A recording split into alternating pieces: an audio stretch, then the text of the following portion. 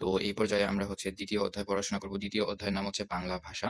তো এই বাংলা ভাষাটা কিরকম আমি একটু বুঝা বলি। এখানে বাংলা ভাষা নিয়ে কথা বলা হইছে। অর্থাৎ বাংলা ভাষার ইতিহাস এবং বাংলা ভাষা আমরা কিভাবে ব্যবহার করি, আমরা কিভাবে কথা বলি, এই সম্পূর্ণ জিনিসগুলাই এখানে বলা হইছে। আপনি নিজে থেকে কাইন্ডলি পড়বেন এবং ১ম অধ্যায়ে মনে করেন পার্ট গুলাকে একটু পড়বেন। ভাষার সংজ্ঞা, তারপরে ধরেন যে একটু এগুলো ১ টা ২ টা ৩ টা ৪ টা এখানে হচ্ছে বড়, বড় বাংলাদেশের ভাষাবিদ বা লেখক তারা যেগুলো বলছে ওগুলোকে পড়ার চেষ্টা করবেন। বাকি যদি পারেন ইগনোর করবেন। আমি একটা জিনিস বলতে চাই এখানে আ এই যে এখানে মনে করেন ৫,০০০ বছর পূর্বের আগে পৃথিবীতে মোট ১১ টি ভাষা ছিল। যেমন ইন্দো ইউরোপীয়, সোমিয়ান, তারপর কি লিখছে? আ স সোমীয়, হামীয়, বান্টু, তুর্ক, মঙ্গোল, মানজু ইত্যাদি এগুলা ভাষা ছিল আরকি। ঠিক আছে? তো এখন তো ভাষা পরিবর্তন হয়ে গেছে। অনেক ভাষা এখন প্রায় ৪,৫০০ ভাষা এবং নতুন, নতুন মানুষে ভাষা আবিষ্কার করতেছে। অনেক ভাষা বিলুপ্ত হয়ে যাচ্ছে। তো এগুলো নিয়ে আমরা কথা বলতে চাই না। আমরা হচ্ছে ২.১.২ বাংলা ভাষার উৎপত্তি ও ক্রমবিকাশ। তো বাংলা ভাষার উৎপত্তি কিভাবে হইছে? প্রায় খ্রিস্টপূর্ব ধারণা হচ্ছে ৫,০০০ বছর থেকে আজ প্রায় কি লিখছে? প্রায় ৭,০০০ বছর পূর্বে ইন্দো ইউরোপীয় নামে একটি ভাষা চালু ছিল। দেখেন ভাই আমি এটা পড়তে পারব না। আমার এত আচ্ছা এই যে দেখেন। এখানে একটা ছকের মাধ্যমে সুন্দর করে বুঝাই দিছে। ইন্দো ইউরোপীয় আর্য ভাষা খ্রিস্টপূর্বে ৫,০০০ বছর আগে এটা হচ্ছে একটা কেনতম এবং আরেকটা হচ্ছে শতম। ঠিক আছে? এই শতম থেকে আবার ৪ টা ভাগে ভাগ হইছে আলবানি, আর্মনিক, বাল্টো স্লাভেনিক, আর্য। আবার আর্য হচ্ছে ২৫০০ বছর আগে। আর্য থেকে আসছে ৩ টা ইরানিক, দারদিক এবং ভারতীয়। ঠিক আছে? এই ভাষাটা থেকে এখন হচ্ছে বাংলা ভাষা আসছে। ভারতীয় ভাষা থেকে। আচ্ছা, ভারতীয় হচ্ছে ১২০০ বছর আগে ভাষা। তখন থেকে আসছে বৈদিক, প্রাচীন, প্রাচ্য, গৌড়ী, প্রতীক, গৌড়ী, অপভ্রাম্ভন, অপভ্রাংশ কি লিখছে? তারপর বঙ্গ, কামরূপী, তারপর আসছে হচ্ছে বাংলা ৬৫০ খ্রিস্টাব্দে। আচ্ছা, তো এবার আমরা হচ্ছে বাংলা সাহিত্যের যুগ বিভাগটাকে একটু দেখবো। বাংলা সাহিত্যের যুগ বিভাগ অর্থাৎ বাংলা এই যে সাহিত্য, বাংলা ব্যাকরণের যে যুগে, যুগে ভাগ হয়ে আসা এই জিনিসটাকে দেখবো। সবার ১ম এ বলা হয়েছে প্রাচীন যুগ অর্থাৎ ৬৫০ থেকে ১২০০ পর্যন্ত এই সময়টা ছিল প্রাচীন যুগ। এরপরে হচ্ছে মধ্যযুগ। তো মধ্যযুগটাকে একটু দেখাই। এটা হচ্ছে মধ্যযুগ। মধ্যযুগ হচ্ছে ১২০১ থেকে ১৮০০ খ্রিস্টাব্দ পর্যন্ত এবং আধুনিক যুগ হচ্ছে ১৮০১ থেকে বর্তমান পর্যন্ত চলতেছে। এখন দেখেন আজকে থেকে ১০০ বছর আগে করিতেছে, খাইতে আছে এরকম ছিল ভাষাটা। কিন্তু এখন আধুনিক হয়ে গেছে। করছি, খাচ্ছি, মোবাইল দেখছি। তো এরকম। তো এরপরে হচ্ছে 2.3 বাংলা ভাষার রূপ ও রীতি। ঠিক আছে? বাংলা ভাষার রূপ ও রীতি কিভাবে আসছে সাধু রূপ, চলিত রূপ ও এই যে দেখছেন পাইয়া গেছি। এখানে হচ্ছে সাধু ভাষারীতি এবং একটু ছোট করি। সাধু ভাষারীতি দেখেন এখানে পরিপূর্ণ জিনিসটাকে বুঝানো আছে। জিনিসটাকে দেখবেন।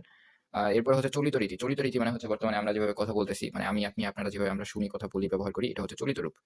ওকে। তো এরপরে আমরা হচ্ছে 2.3 এখানে বলা হইছে 2.3.2 এখানে বলেছে চলিত ভাষারীতির বৈশিষ্ট্য। অর্থাৎ চলিত ভাষার কি, কি বৈশিষ্ট্য থাকে? অর্থাৎ আমরা যে ফার্স্ট কথা বলতেছি মানে যেই ভাষাটা বর্তমানে চলতেছে এই ভাষায় কি, কি বৈশিষ্ট্য থাকে ওইগুলাকে বলা হইছে। এই জিনিসটাকে একটু দেখবেন। ঠিক আছে? কাজে লাগতে পারে আবার নাও লাগতে পারে। বাট দেখেন ভাই পড়াশোনার কোনো মানে পড়াশোনা আপনাকে কখনো ঠকাবে না। আমি হয়তো ভিডিও রেকর্ড করতেছি, আমার কাছে কিছু টাইম যাচ্ছে। আপনি কোনমতে পইড়া নিবেন ভাই। ওকে, এরপরে বলা হয়েছে সাধু ও চলিত মিশ্রণ। আচ্ছা এইটা গুরুত্বপূর্ণ। এখানে সাধু ও চলিত রীতিতে মিশ্রণ দূষণীয়। অর্থাৎ বাংলা ভাষাটাকে যেভাবে অপব্যবহার করা হইছে। ঠিক আছে? তারপর হচ্ছে গুরুচণ্ডালী দোষ মানে হচ্ছে বানানের ভুল। পরবর্তীতে এখানে বলেছে সাধু ও চলিত রীতির পার্থক্য। এই জিনিসটাকে একটু দেখবেন। এটা আপনাদের পরীক্ষাতে আসতেও পারে। কারণ হচ্ছে যে নির্ভর মানে দিতেও পারে স্যারদের ইচ্ছা হইলে। কারণ স্যাররাও তো এভাবে পার্থক্য দেয় বেশিরভাগ। এরপরে হচ্ছে আঞ্চলিক বা উপভাষা। মনে করেন সিলেটের একটা আঞ্চলিক ভাষা আছে। তারপরে চট্টগ্রামের, বরিশালের, নোয়াখালী, কুমিল্লা। তো এই সকল জেলার কিন্তু একটা আঞ্চলিক ভাষা আছে। তো এই আঞ্চলিক ভাষাটা একটু অন্যরকম। মনে করেন এখানে উত্তরবঙ্গে বলা হয়েছে দিনাজপুর, তারপর রংপুর, তারপর হচ্ছে ঢাকা, যশোর, খুলনা, সিলেট, কুমিল্লা, বরিশাল দেখছেন? তো এই প্রত্যেকটা জিনিস কিন্তু বলা হইছে, হ্যাঁ? চট্টগ্রাম, নোয়াখালী। তো এখন চলিত আছে, আঞ্চলিক আছে এবং চট্টগ্রামের মানুষরা আঞ্চলিক ভাষায় কথা বলতে একটা আত্মতৃপ্তি পায়। ওরা বাংলা জানে, পরিপূর্ণ জানে। কিন্তু ওরা ওদের মানুষের সাথে একদম সুন্দর করে মানে একদম আত্মতৃপ্তি ভাই মন থেকে যে হ্যাঁ, এটা আমার ভাষা, এটা আমার আপন। সিলেটের দেখেন কত মানুষ ব্যবহার করে না? দেখেন সিলেটি ভাষা কিন্তু বুঝতে একটু কঠিন। কিন্তু বুঝলে কিন্তু আমরা না বুঝলে কিন্তু যারা সিলেটে বড় হইছে ওরা এটা একটা আত্মতৃপ্তি পায়। যেমন বরিশাল, নোয়াখালী। তো এদের ভাষাটা এরা নিজেরা কথা বইলা নিজেদের ভিতরে একটা মানে আপন, আপন মনে হয়। ঠিক আছে? তো ওই জিনিসটা হচ্ছে যে আঞ্চলিক ভাষা।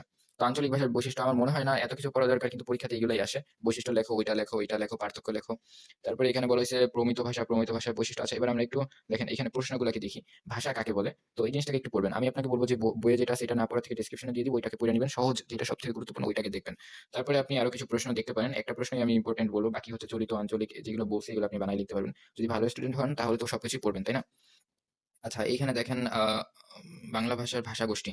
ও আচ্ছা এটাকেও একটু দেখতে পারেন। আর এটা ইম্পোর্টেন্ট। বাংলা ভাষার যুগ বিভাগ কয়টি? যুগ বিভাগ হচ্ছে ৩ টি। এই ৩ টা যুগ বিভাগকে লিখে রাখবেন এবং পারলে মুখস্থ করে ফেলবেন। ওকে। এরপরে আমরা আর কিছু প্রশ্ন দেখতে পাচ্ছি না। এখানে কিছু ইম্পোর্টেন্ট আছে। তো এগুলাকে একটু দেখবেন। আর এখানে বলা হয়েছে ভাষা বলতে কি বোঝায়? দেখেন একই প্রশ্ন কিন্তু ২ বার আসছে। ভাষা বলতে কি বোঝায়? তো এটাকেও একটু পড়বেন। এখানে বলা হয়েছে বাংলাদেশ, সিলেট, ঢাকা, বরিশাল, চট্টগ্রামের মৌখিক ভাষাগুলোর একটি করে উদাহরণ দাও। এখন উদাহরণ আপনি চট্টগ্রামের ছেলে হলে তো সিলেটি ভাষা বলতে পারবেন না। সিলেটের হলে তো আপনি বরিশালের ভাষা বলতে পারবেন না। তো এখন আপনি এটাকে জাস্ট চোখ বুলায় রাখতে পারেন। ঠিক আছে? বাকি কতটুকু আসবে তা আমার ওইরকম জানা বা এরকম নাই। এখানে দেখেন আঞ্চলিক ভাষা কাকে বলে এই জিনিস সম্পর্কে গুরুত্বপূর্ণ আসছে। এটাকে একটু দেখবেন আঞ্চলের ভাষা। আর আমার মনে হয় না যে এখান থেকে কিছু আর তেমন গুরুত্বপূর্ণ আছে। বলতে গেলে যেগুলা হচ্ছে যে এইভাবে টিক মার্ক দেওয়া সাংস্কৃতিক ভাষা বলতে কি বোঝায়? সাংস্কৃতিক ভাষা মানে হচ্ছে যে সাহিত্যের পাঠ, ঠিক আছে? মনে করেন আজকে থেকে কথাবার্তা, আদাব মনে করেন যে কথাবার্তা হচ্ছে যে আদব-কায়দা, ভাষা, সাহিত্য, অবকাঠামো, সরি উঠা-বসা, বিশ্বাস, অবিশ্বাস, পোশাক, পরিচ্ছদ ইত্যাদি সবকিছুই সম্মিলিত রূপকে বলে সংস্কৃতি। আচ্ছা এটা। আচ্ছা মানে এখন ভাই এত পড়াশোনা কইরা দরকার নাই, বুঝছেন? সাংস্কৃতিক ভাষা হচ্ছে মানুষের ভাষাটাকে মানে সুন্দরভাবে গঠন করে তোলে, এভাবে আপনি লিখে দিয়ে আসবেন, আপনি অবশ্যই নাম্বার পাবেন। আর এবার আসি একটু রচনামূলক দেখেন ভাই, এই অধ্যায়টা অনেক ইম্পোর্টেন্ট, ঠিক আছে? এই অধ্যায়টা অনেক ইম্পোর্টেন্ট। এইখানের এই প্রশ্নগুলাকে দেখেন, প্রতি বছর কিন্তু একটা করে প্রশ্ন আসছে। একই বছরে একাধিকভাবে প্রশ্ন আসছে, ঠিক আছে? তো একই বছরে একাধিকভাবে প্রশ্ন আসে দেখেন। তো এই অধ্যায়টা অনেক ইম্পোর্টেন্ট। এই অধ্যায়ের প্রত্যেকটা প্রশ্নকে দেখবেন, আমি প্রত্যেকটা প্রশ্নকেই সাজেস্ট করব। অ্যান্ড দেখেন এখানেও আছে 20, 18 সাল, এগুলোকে একদম লেটেস্ট সাল। তো প্রত্যেকটা প্রশ্নকে পড়বেন। এই প্রশ্নগুলো আপনার ভবিষ্যতে কাজে লাগবে, তারপর চাকরিতে কাজে লাগবে, নিজের জ্ঞান বুদ্ধিতে কাজে লাগবে। হ্যাঁ, নিজেকে তৈরি করতে কাজে লাগবে। তো এগুলোকে দেখলে আপনি লস হবেন না। ঠিক আছে?